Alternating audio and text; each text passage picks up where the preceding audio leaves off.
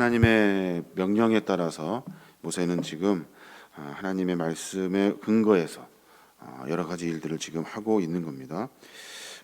호렙산에서 모세를 부르시고 출애굽의 일들을 하나씩 진행하면서 그 당사자, 그 모든 일들을 당하고 있는 애굽하고 바로는 그 마음이 더욱더 강박해집니다. 여호와 하나님께서 강한 손으로 바로를 치고 여러 재앙으로 애굽을 치면 금방 돌이켜야 하는데 그렇지 않고 더욱더 바로는 완악해져만 가죠. 이스라엘의 그 출애굽을 허락하지 않았고, 그리고 이스라엘 백성들이 섬기는 하나님을 인정하지 않았습니다. 모두가 다 단번에 하나님을 인정하고 그리고 출애굽을 시켰으면 참 좋았을 일인데, 그 애굽 땅 가운데 여러 가지 일들로 참 어렵고 힘든 일들이 반복되는 것을 우리는 성경을 통해서 알 수가 있습니다. 이 일을 통해서 분명히 드러내고자 하는 것이 있는데, 그것이 뭐냐면 바로와 애굽으로 하여금 온 천하에 여호와 같은 분이 없음을 드러내시려고 하나님은 그 일을 하고 계시는 거예요. 모두가 다 하나님을 부인하고 그리고 여호와 하나님의 그 위대하심을 인정하지 않을 때 너희들이 섬기는 신보다 훨씬 더 강한, 아니 세상의 신은 오직 하나님밖에 없음을 인정하게 하시려고 하나님이 그 일을 하고 계시는 거예요. 또 여호와 하나님의 그 능력을 애굽 땅에 펼치심으로 말미암아 그들이 부정하고 아니라고 이야기하고 거부했던 하나님을 그들이 다시 받아들일 수 있도록 하나님이 그들에게 일하고 계시는 거예요. 오늘 7번째 제약은 우박의 제약입니다. 우박. 애굽에는 그 날씨의 정도를 보면 우박이 내리는 그런 날씨가 아니래요. 통계적으로 보면 우박이 내리면 한 4년에서 5년에 한 번 내릴까 말까 하는 그런 날씨래요. 그러니까 우박이 내려도 이렇게 조금 심하게 내리지 않아요. 그리고 잘 내리지 않아요. 그런데 오늘 여호와께서는 재앙으로 말미암아 우박을 그 땅 가운데 내리게 하신 거예요. 얼음 알갱이가 아주 단단한 그리고 큰 얼음 알갱이가 폭우처럼 막 쏟아집니다. 그냥 우박만 쏟아진 것이 아니라 천둥 소리와 함께, 그리고 하늘에서 번개가 땅으로 막 내리치면서 우박과 함께 쏟아지기 시작하는 거예요. 고대인들은 천둥 소리를 신의 소리로 알았대요. 그래서 하늘에서 막 우박이 쏟아지고 천둥 소리가 나고 번개가 막 땅으로 쳤을 때 그 두려움이 정말로 극에 달았다는 거예요. 제7재앙, 이 우박의 재앙은 하나님께서 위대하시다, 하나님은 온 세상의 능력자이시며 권능을 행하시는 분이라는 사실을 분명히 드러내려고 하나님이 그 일을 하고 계시는 거예요. 우박이 내리는 그 재앙의 때가 언제였냐면, 오늘 본문에 보니까 보리가 이삭을 베고 그 다음에 삼이 꽃을 피를 때래요. 그러니까 우리나라 날씨로 비교하면 한 1월 말이나 2월 초 그쯤 되는 것 같아요. 그때 막 뭔가 시작하려고 하는 그 순간에 그때 완전히 다 하나님께서 박살을 내신 거예요. 온 천하에 하나님 같으신 분이 없으심을 똑똑히 알게 하려고 하나님이 그 일을 하고 계시는 겁니다. 하나님은 어떤 분이십니까? 하나님은 사랑과 구속의 하나님이셔요. 그 하나님을 우리가 섬기고 우리가 믿고 의지해야 하는 거예요.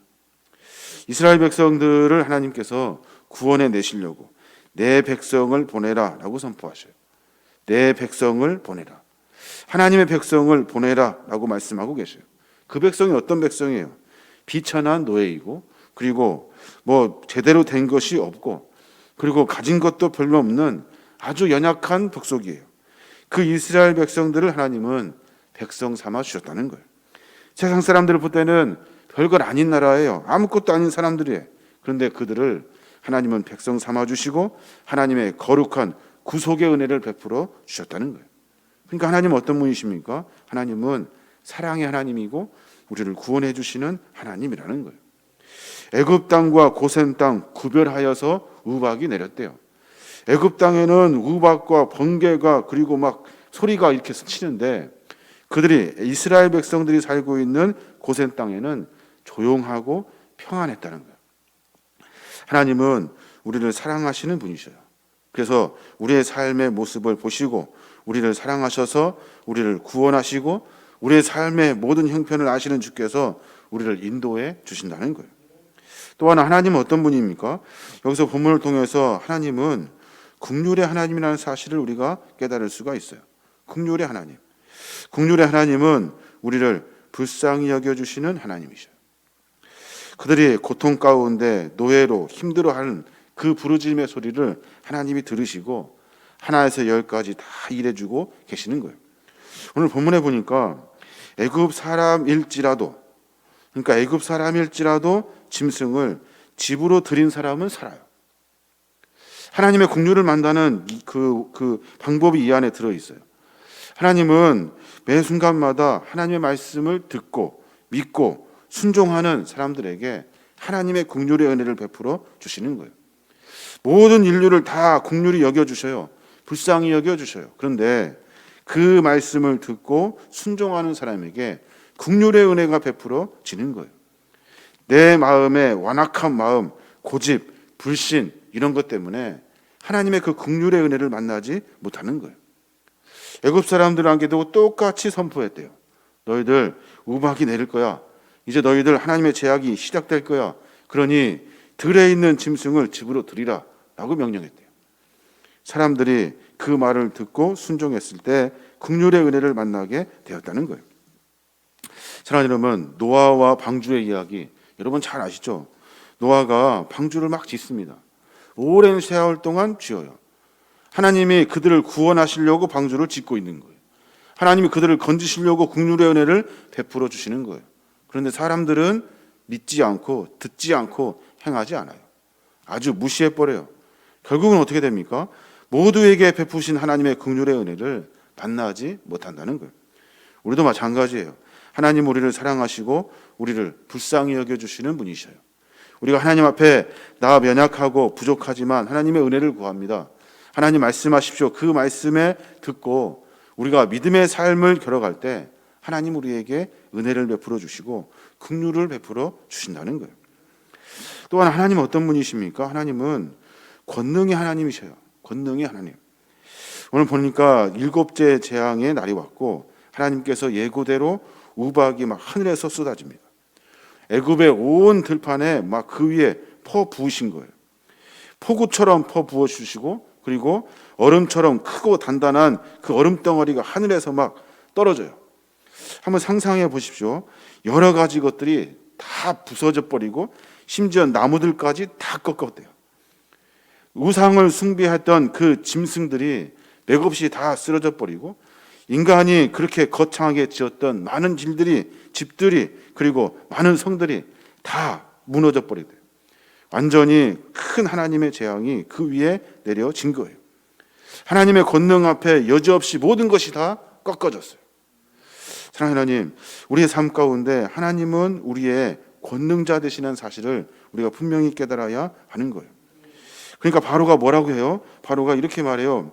27절에 보니까 바로가 사람을 보내어 모세와 아론을 불러 그들에게 이르되 이번은 내가 범죄하였노라. 이번은 내가 범죄하였노라. 얼마나 재앙이 크고 위대했으면 그 완악한 바로가 이렇게 말했겠습니까? 여호와는 의로우시고 나와 나의 백성은 악하도다. 자기의 죄를 지금 이야기하고 있는 거예요. 이 98절에 보니까 여호와께 구하여 이 오랫소리와 우박을 그만 그치게 하라. 내가 너희를 보내리니 너희가 다시는 머물지 아니하리라. 우박의 재앙을 보고 지금 그 바로가 고백하고 있는 거예요. 처음으로 가라, 떠나라. 하나님은 위대하시다. 나와 내 백성은 죄가 많다. 빨리 떠나라. 그 재앙이 얼마나 크면 그가 그렇게 고백했었겠습니까? 하나님은 권능의 하나님이셔요. 신이 많다고 하여서 신의 서열을 매기는 이집트의 그 신관에서 그 다른 것들이 아니라 하나님은 가장 위대하시고 가장 강력하시고 가장 크신 분이 하나님이셔요. 가장이라는 말은 다른 신보다는 비교할 수 없는, 그러니까 하나님은 오로지 한 분 하나님이신 거예요. 우리가 그 하나님을 섬겨야 하는 겁니다. 여호와는 사랑과 긍휼과 권능이 많으신 하나님이셔요. 그래서 우리의 삶의 모습 가운데 하나님을 섬기고 나아갈 때 우리에게 사랑을 베풀어 주시고 긍휼을 베풀어 주시고 또 우리의 삶 가운데 주의 권능을 만나게 하신다는 거예요. 기도할 때 어떻게 기도해야 됩니까? 하나님, 나에게 사랑으로 만드신 사랑의 하나님, 약속하신 하나님, 그 사랑을 내가 만날 수 있도록 내가 하나님을 신뢰합니다.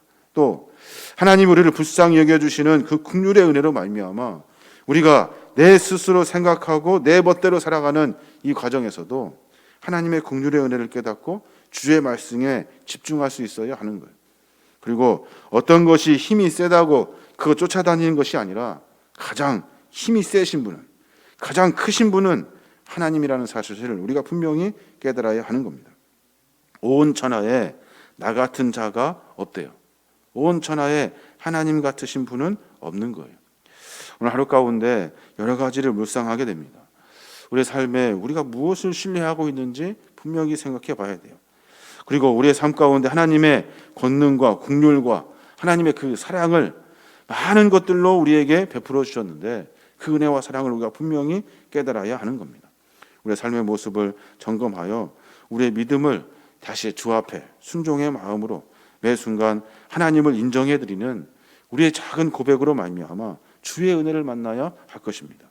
저와 여러분이 그런 믿음의 삶의 여정을 통해서 주 안에서 주의 권능으로 말미암아 승리하시는 저와 여러분이 되시길 주님의 이름으로 축원합니다. 아멘.